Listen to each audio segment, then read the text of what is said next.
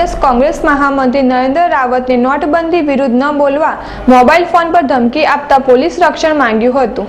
ઉત્તર પ્રદેશ કોંગ્રેસના મહામંત્રી નરેન્દ્ર રાવત દ્વારા ભાજપ સરકાર દ્વારા કરાયેલ નોટબંધીનો વિરોધ કરતા શુક્રવાર સાંજે 2 જુદા જુદા મોબાઈલ નંબરોથી ધામધમકી મળી હતી, જેના પગલે નરેન્દ્ર રાવતે શહેર પોલીસ કમિશનરને મળેલ ધમકી મામલે પોલીસ રક્ષણની માંગ કરી હતી। નોટબંધીના વિરોધમાં મોદી શાસન વિરુદ્ધ બોલવા મુદ્દે ધમકી મળતા રાજકીય મોરચે ઉત્તેજના વ્યાપી જવા પામી હતી, ત્યારે પોલીસે મળેલ નંબરોના આધારે ધમકી આપનારની શોધખોળ આરંભી છે।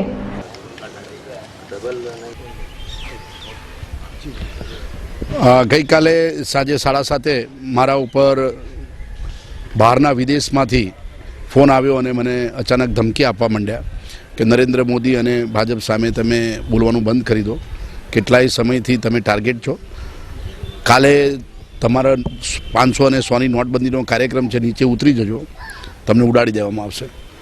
આવી ધમકીને હું થોડી ગંભીરતાથી લીધી નહીં, સામે ખૂબ ગાળાગાળી કરવામાં આવતી હતી, એટલે મેં થોડી વાર વાત કરીને ફોન કાપી દીધો।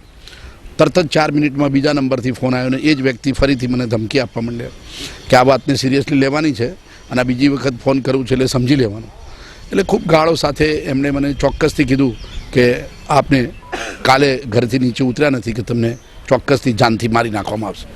આ બધી વાત ચાલતી પછી ખૂબ બોલતા મેં એને ફોન કાપી નાખ્યો, ફરીથી એનો ફોન વાગતો રહ્યો, મેં એને ફોન લેવાનું બંધ કર્યું અને મારા ફેમિલીએ કહ્યું કે હવે આપણે તાત્કાલિક પોલીસ કમિશનરને જાણ કરવી જોઈએ। મેં પોલીસ કમિશનરને તાત્કાલિક ફોન પર જાણ કરવાનો પ્રયાસ કર્યો, એમનો ફોન ઉંચક્યો નહીં, એટલે પછી મેં લેખિત અરજી તૈયાર કરી અને તમામ પુરાવાઓ મેં તૈયાર કરતો હતો। એ સમયે ફરીથી એમણે મારો ફોનની રીંગો વાગતી હતી, મેં ફોન ન ઉંચકતા એમણે SMS બી કર્યો, એટલે ખૂબ મોટી ડેરિંગ કરીને એ વ્યક્તિ મને ખૂબ ગભરાવા માગતો હતો, મારી ફેમિલીની સાથે મને ઉડાડી દેવાની વાત કરી છે।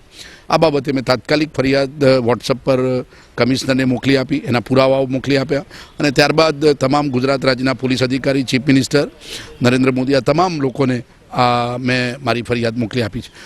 પોલીસે આજ દિન સુધીમાં ફરિયાદ લીધી છે કે નહીં ખ્યાલ નથી, પણ ચોક્કસથી આ બાબતે હું ફરિયાદ કરવા માગું છું અને પોલીસે આ બાબતે ગંભીરતાથી લેવું જોઈએ। હું એક કોંગ્રેસ પક્ષમાં મહામંત્રી તરીકે વર્ષોથી કોંગ્રેસ પક્ષની વિરોધ પક્ષની ભૂમિકાના ભાગરૂપે ભારતીય જનતા પાર્ટી શાસનમાં હોય તો લોકશાહીની તંદુરસ્ત પ્રક્રિયાના ભાગરૂપે આંદોલન કરતો આવ્યો છું અને એના કારણે હું ઈર્ષાનો ભોગ પણ બન્યો હોઉં એવું મને ચોક્કસથી લાગે છે। હા, મેં પોલીસ પ્રોટેક્શન સાથે પોલીસ તપાસની પણ માગણી કરી છે અને FIR કરવાની પણ માગણી કરી છે। હમણાં પોલીસ કમિશનર સાથે વાતચીત કરી આગળની પ્રક્રિયા આગળ ધપાવી।